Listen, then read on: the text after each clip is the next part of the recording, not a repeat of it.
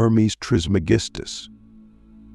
Just saying his name feels like unlocking some ancient mystery, doesn't it? Today, we're going to dive into who he was, what he taught, and most importantly, what he tried to warn us about. This isn't just some dusty piece of history or philosophy. Hermes left behind a message, a warning about God, the nature of reality, and our place within it. And here's the thing: that message is more relevant now than ever before. Let me ask you something. What if everything you thought you knew about God, the universe, and your purpose was incomplete? What if someone thousands of years ago tried to give us the missing pieces, but over time we either ignored them, misunderstood them, or buried them under layers of dogma and noise? That someone was Hermes Trismegistus. And today we're going to uncover what he tried to tell us and why it matters so much. Hermes Trismegistus is one of the most mysterious figures in human history. To the ancient Egyptians, he was Thoth, the god of wisdom and writing. To the Greeks, he was Hermes, the messenger of the gods. To the alchemists of medieval Europe, he was the father of hidden knowledge, knowledge so powerful that it was said to hold the secrets of life itself. But here's what makes Hermes stand out: he wasn't just a figure of legend. His teachings form the foundation of what we now call Hermeticism, a spiritual philosophy that has influenced everything from science to religion to the very way we think about reality. And the core of his teachings? It's summed up in one simple phrase: as above, so below; as within, so without. At first it sounds like poetry, but the deeper you go, the more you realize it's a complete blueprint for understanding the universe and yourself. So, let's break it down. As above, so below means that what happens on a cosmic scale is reflected in the smallest details of life. The movement of the stars mirrors the movement of atoms. The cycles of nature mirror the cycles of our own lives.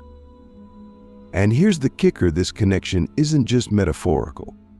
Hermes believed that the universe is essentially a vast, interconnected mind, and if that's true, then you are a part of that mind. Click subscribe to this channel to get more topics you love.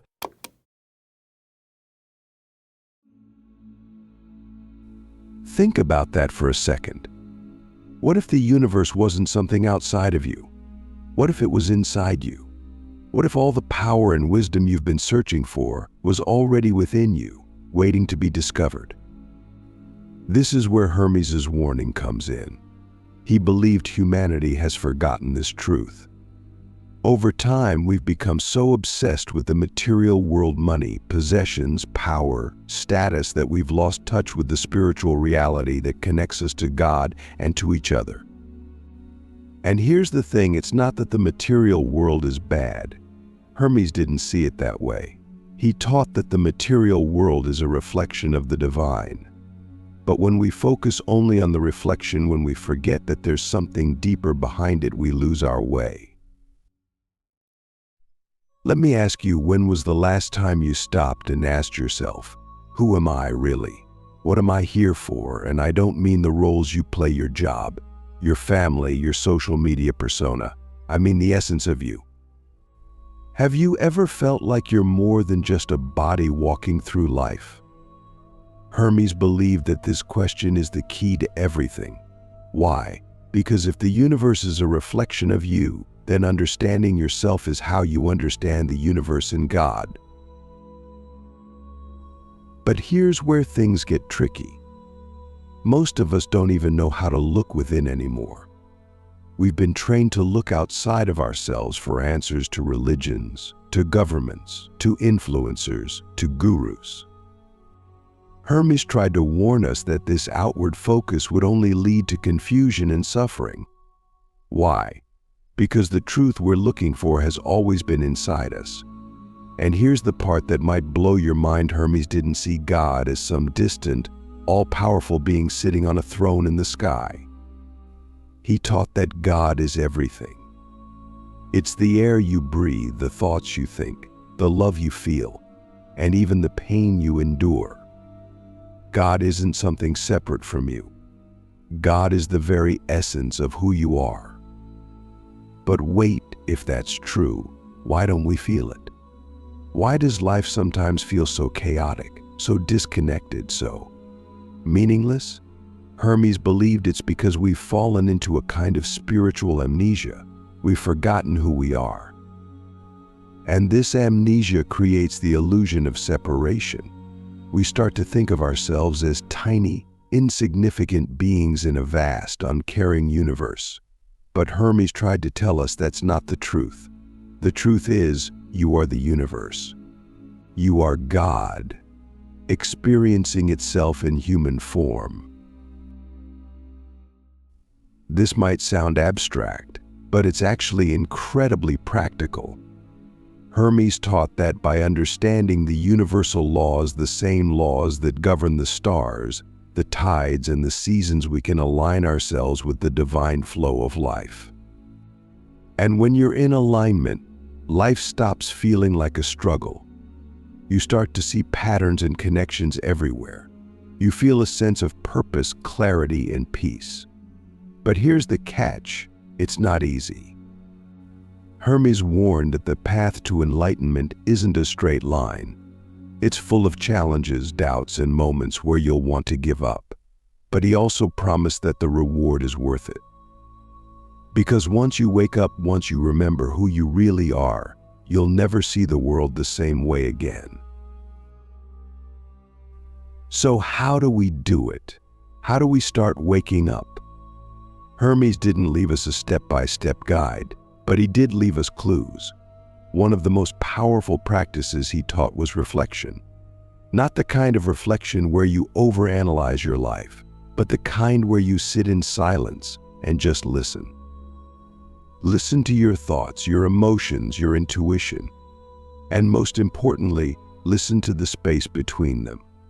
Because in that space, you'll start to hear the voice of God, not a booming voice from the sky, but a quiet, inner knowing that's been with you all along.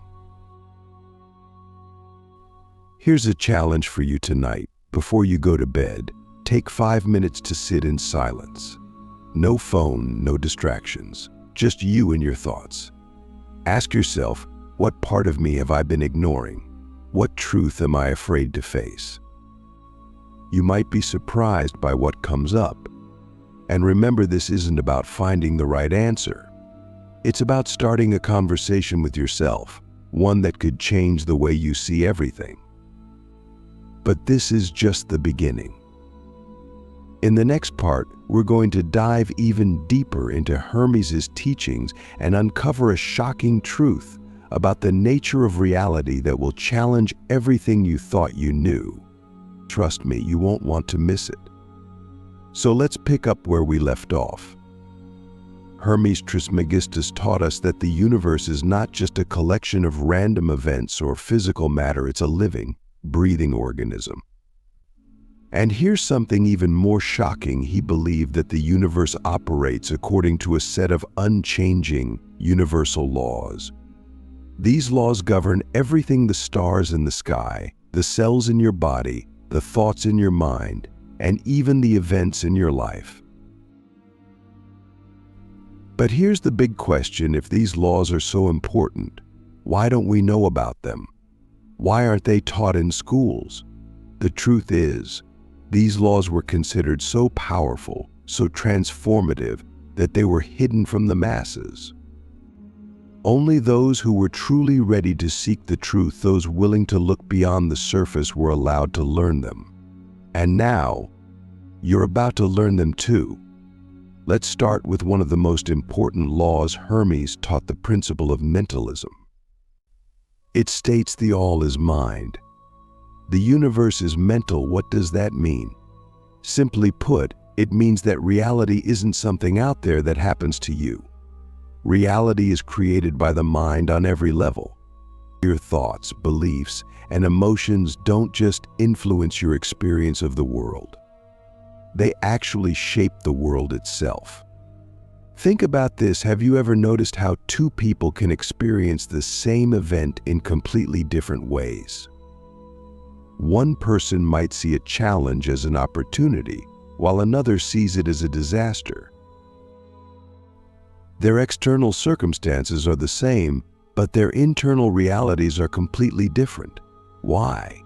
Because their minds are creating their realities. This is what Hermes was trying to tell us. The way you think doesn't just affect how you feel, it affects what you create. And here's where it gets even deeper. Hermes didn't just mean your mind shapes reality. He meant that the entire universe is the product of a universal mind, a divine intelligence that we're all a part of. In other words, your mind isn't separate from the universe. It's connected to it. And when you understand this, you realize something incredible. You have the power to shape your life in ways you never imagined. But here's the catch: most of us aren't even aware of the thoughts we're thinking. We go through life on autopilot, letting our minds run wild with fear, doubt, and negativity. Hermes tried to warn us that this is dangerous. Why? Because whatever you focus on, whether it's good or bad, grows. If you focus on fear, you'll attract more fear. If you focus on abundance, you'll attract abundance. This is the law of mentalism in action. So let me ask you, what have you been focusing on lately? Are your thoughts aligned with the life you want to create? Or are they rooted in fear, scarcity, and self-doubt? Take a moment to really think about that, because this awareness is the first step to reclaiming your power. Now let's move to another one of Hermes's teachings, the principle of correspondence. You've already heard part of it: as above, so below as within. So without this principle tells us that everything in the universe is connected through patterns. The microcosm reflects the macrocosm. The smallest atom mirrors the structure of galaxies. And here's the mind-blowing part: the same patterns that govern the universe also govern your life. For example, have you ever noticed how chaos in your environment tends to reflect chaos in your mind? Or how, when you're at peace with yourself, the world around you seems to flow more smoothly? This isn't just coincidence. It's the principle of correspondence at work. Hermes was trying to show us that if we want to change the world around us, we have to start by changing the world within us. But here's the thing: this principle also works in reverse. The patterns of the universe can teach us about ourselves. Hermes believed that studying the stars, the cycles of nature, and even the rhythms of music could give us insights into our own souls. So the next time you're feeling lost or disconnected, try looking to nature. Pay attention to the way a tree grows, the way water flows, or the way the seasons change. These patterns aren't random, they're mirrors of your own inner truth. And this brings us to perhaps the most misunderstood of Hermes's teachings, the principle of polarity. It states everything is dual, everything has poles, light and dark, hot and cold, love and hate. They're all expressions of the same thing, just at different degrees. This principle is crucial because it explains why life feels like such a struggle sometimes. We live in a world of opposites, constantly pulled between joy and sorrow, hope and despair, connection and isolation. But here's the key: Hermes didn't see polarity as a bad thing. He saw it as a necessary part of the universe. Without darkness, we wouldn't understand light. Without challenges, we wouldn't grow. So instead of fighting against the negative experiences in your life, Hermes taught us to embrace them. Why? Because every negative contains the seed of its opposite. Pain contains the seed of healing. Failure contains the seed of success. And when you learn to see life this way, you become unstoppable. So let me ask you, what challenges are you facing right now? And more importantly, what opportunities are hidden within those challenges? Take a moment to really think about that, because this shift in perspective can change everything. Now, let's bring it all together. Hermes didn't just teach us about universal laws. He also gave us practical advice for how to live in harmony with them. He believed that the key to life is balancing the material and the spiritual, the mind and the heart, the individual and the collective. And this balance isn't something you achieve once and for all. It's something you practice every day. Here's a simple exercise to help you start. Take a few minutes each morning to set an intention for your day. Ask yourself, what do I want to create today? What energy do I want to bring into the world? Write it down, and then throughout the day, remind yourself of that intention. This might seem small, but it's a powerful way to align your mind with the life you want to create. And remember, you're not alone in this journey. Just like the stars are part of a galaxy, you're part of something much bigger than yourself. Hermes tried to warn us that forgetting this connection is what causes so much of our suffering. But the good news is, it's never too late to remember. We've explored Hermes Trismegistus's teachings about the universal laws and the hidden connections between the cosmos and our inner selves. But now, we're stepping into the most profound and mysterious part of his message, what he called the Great Work. This isn't just philosophical or theoretical. This is about transformation, real transformation. The kind that doesn't just change how you see the world, but changes who you are at the deepest level. So what is the Great Work? In the simplest terms, it's the process of turning the lead of your lower self into the gold of your higher self. Hermes believed that just as alchemists could transform base metals into gold, we could transform ourselves into something divine. Think about that for a moment. What if your struggles, your pain, and even your flaws weren't obstacles to overcome, but raw materials to refine? What if, hidden inside the messiness of being human, was the potential for something truly extraordinary? This is what Hermes tried to teach us. He believed that each of us is like a seed containing everything we need to grow into our highest potential. But here's the thing, that growth doesn't happen automatically. It requires effort, commitment, and yes, work. That's why he called it the Great Work.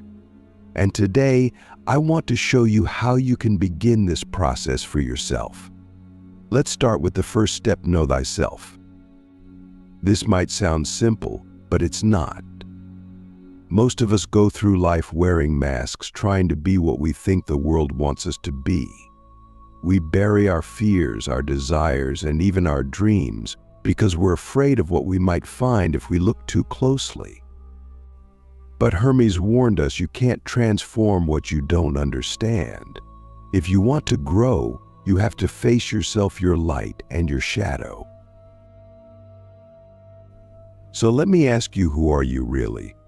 And I don't mean your job, your achievements, or the roles you play. I mean the real you. The part of you that exists beyond labels, beyond fear, beyond the stories you've been telling yourself. Take a moment to think about that. And if you're not sure where to start, here's a tip: pay attention to the moments when you feel most alive.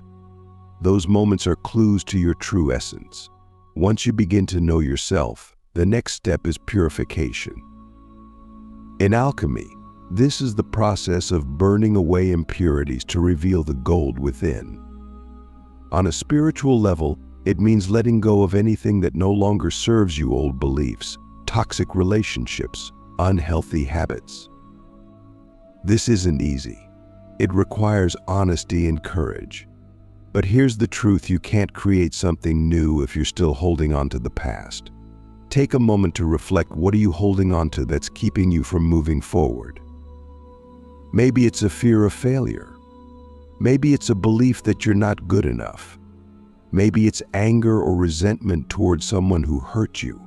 Whatever it is, Hermes taught that we have to face these things, not with judgment, but with compassion. because only by acknowledging them can we begin to release them. And this brings us to the next step: union. Hermes believed that the goal of the great work is to bring together the opposites within us, the mind and the heart, the masculine and the feminine, the spiritual and the material. This isn't about choosing one over the other. It's about finding balance. Think of it like a dance. The mind provides structure, the heart provides intuition, and together they create harmony. So how do we achieve this union? One of the most powerful tools Hermes taught was meditation.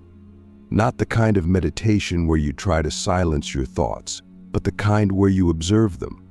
When you meditate, you begin to see that you're not your thoughts, your emotions, or even your body. You're the awareness behind them.